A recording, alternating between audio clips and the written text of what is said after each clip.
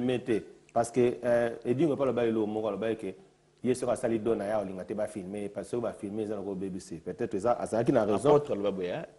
aza mutu ya makasi na mambo ya doctrine wa mabanga nzambe elinga te de pesa na droite gauche baza ntabilo ko na te baba sala ngba sana bango nena tuna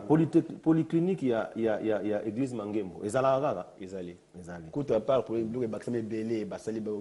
hôpital mini ba matériaux durables ba ndundu partout donc minene papa kende sosota la banda ndeko comment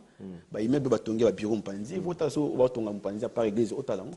ba sa belé bien aimé ba sa belé ndeko wala ba nanga na tika polémique ko atinde nga félicitations nzamba pambola yo. Voilà que question na yo dali que batongi l'église ebe batongi bazo continuer kotonga pe bakotonga basa bloquer belé batongi l'église ebe na kine kini te na Congo même Angola obi Angola basomi mapango ko mena Angola dans l'église basomi mapango ngaza na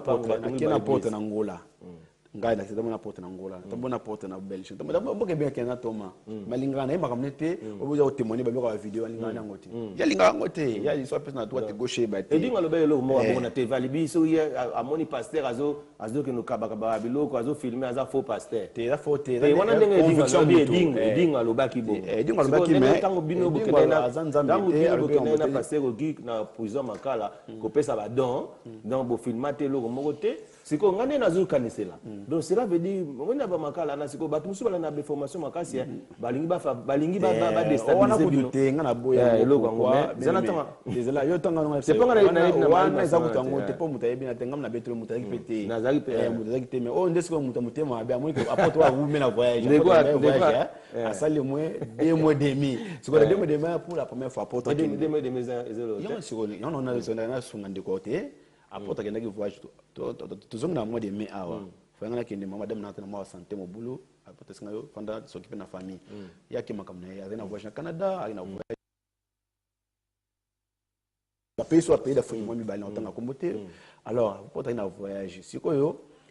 pour la première fois bato ba yebi apoto mona ka voyage à plus de 2 semaines siko bango comme ko tatona bango bloka tautologie on tatoni est-ce que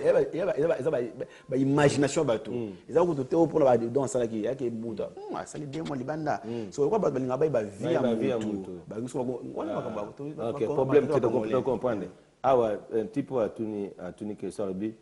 archina apôtre nani alike te d'abord dans Ephésiens 4:11 qu'on a établi 5 ministères abibo a établi monsieur comme apôtre monsieur comme prophète monsieur comme évangéliste monsieur comme pasteur monsieur comme docteur 5 ministères on a Ephésiens 4:11 mais ce qui est dans 1 Timothée 3 qu'on a dit que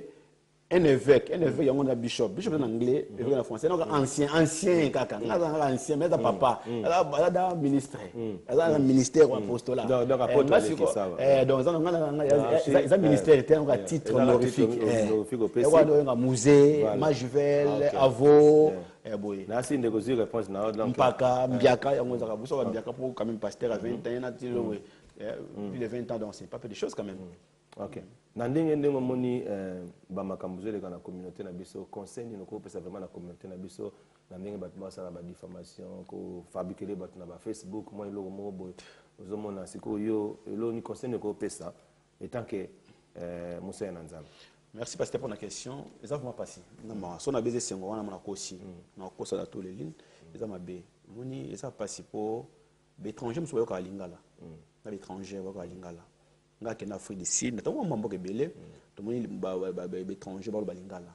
ba tala bi émission na biso so ni pa ya kwa mutaka la famille boye ko exposer ngona babala nga za na pasteur amina mo boye prophète akwasi le mzamba tombo na Londres mon pasteur prophète na salanga na ko ba na TVT mais so na pasteur pa ba kongo de to sangwa de kwa sanga mabe makasi akwasi le mzamba tombo na niveau mo élevé mais nako na midete nako beta ba te comme ngana ye ezali mabe parce que mabe o salanga pasteur on a absolument moko longa na bana ndeko azon se réponse abi merci pour la réponse là merci ko pa mbola papa ngana biboye moni mabe o salinga exemple so ngana zonso mabe te bana na beta masolo sta mutu basalanga boye abize na ngabo abize na ngabo taso mwana nga o se pena te et puis eloko ndeko ba sali ba ke ba payer ba po casser na ngwa jour kwa nini le yo niti ndeko mo fonda émission ba sala absolument émission et ba sala ngaba émission bele mabe ya lukuta o mutu makolote entre autres question de linga beta wana ke na sundula mwana tata na linga bota mwana sundula mwana bon nga na famille na to amuke zela to amuke na sundula mwana na sens ni na contexte ok na tanga question autant nga pasteur tu as bien une minute pour mité yo nga na pesa réponse pour me like ngai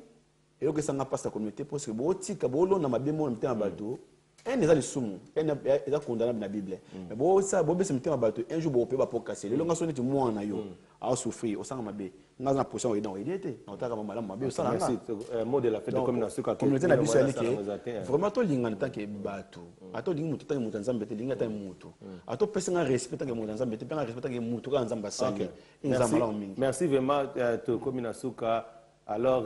si Dieu le veut next week to za sous satana moko sous représentant l'église Mangembo. God bless you. See you next time. Bye bye. Congo Mikili Live, toujours longueur d'avance.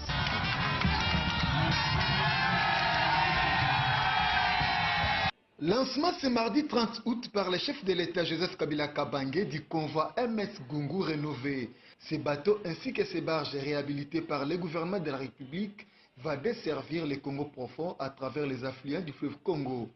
Un rêve devenu réalité pour des millions de Congolais vivant dans ces contrées de la République grâce à la politique de la révolution de la modernité initiée par le chef de l'État. Un motif de fierté et de grande satisfaction pour le directeur général de la Société commerciale des transports et ports. Nous utilisons des efforts du gouvernement au travers des ministères des Transports, voies de communication, l'accompagnement de la SCTP et l'expertise de Chanimetal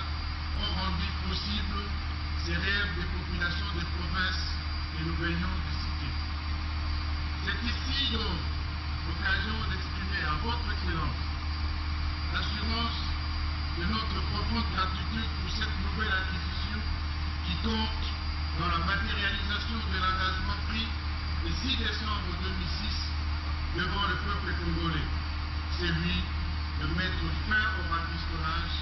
et d'ouvrir une ère nouvelle, celle de la modernisation. C'est là, Excellence, Monsieur le Président de la République, en ligne droite de l'un de vos objectifs que vous vous êtes assigné le 26 janvier 2001, à savoir l'amélioration des conditions de vie de vos compatriotes. Pour sa part, le ministre des Transports et Voies de Communication a vu dans l'événement un moment de haute portée historique qui marque l'unité du pays à l'heure du dialogue national. Cette inauguration qui consacre la réunification de notre réseau de transport intervient par la force du destin à la veille de l'ouverture du dialogue national inclusif convoqué par le chef de l'État dans le but lui aussi de consolider l'unité et la cohésion nationale face aux différents dangers auxquels se trouve confrontée notre jeune démocratie. Voilà qui confère à cette cérémonie tout son sens et toute sa quintessence. Mise en exploitation en 1977, le MS Gungu a connu un arrêt depuis 2001. Ce navire long de 146 mètres et pesant plus de 600 tonnes a subi un rajeunissement avec un système de radar pour sa navigation même la nuit, une climatisation centrale, 4 chambres froides, des chambres et restaurants de luxe pour une capacité d'accueil de 580 passagers.